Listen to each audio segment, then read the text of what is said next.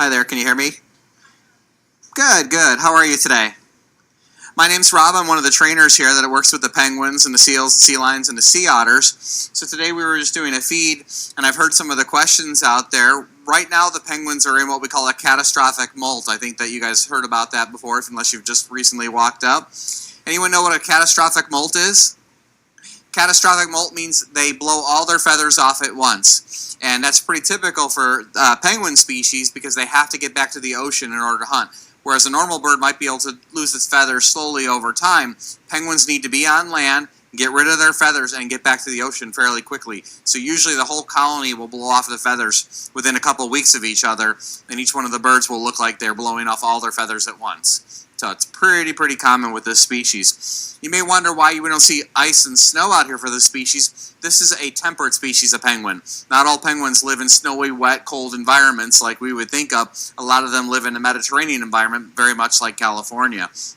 There are 5 species of temperate penguins. 1 lives in South Africa, 2 live in South America. There's a Galapagos penguin, which is the most northern penguin species that we have. And they are called the Blackfoot, the Magellanic, and other species also live in fairly warm environments. There's only really 2 species that live in Antarctica proper. Anyone know what an emperor penguin is? The biggest species, right? We actually have models of some of the bigger penguins over there. Yeah, they live there. And then the little Adelie penguins also live in Antarctica. Most of the other penguin species actually live around the islands of the Antarctic, or they live on the mainland of South America, Australia, the Galapagos Islands, and Africa. So pretty common. A lot of people ask us, are penguins birds? They absolutely are. This is a flightless bird species. They've been around the planet for a long time.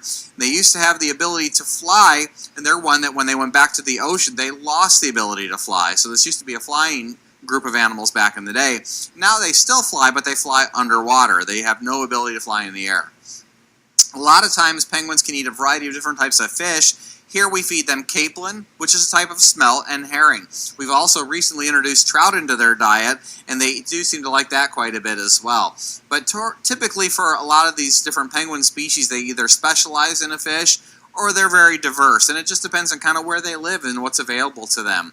This particular species will eat a lot of different types of fish in the wild. Whatever happens to be schooling in the area is what they'll eat. Anchovies are a big part of their diet in South America. Also sardines as well, and probably not so much capelin. That's more of an Atlantic Ocean type of species, but that is one that's readily available to us and one that we do have in their diet here. It's a little hard for me to hear over the glass in here, but if anyone has any questions, you want to shout them out, I'd be happy to answer questions for a few minutes. No questions? Okay, well your second option is that I'll come down to the front and I'll walk the crowd for a minute. If you have any questions, you can always ask me there as well. Thanks a lot. Have a great day.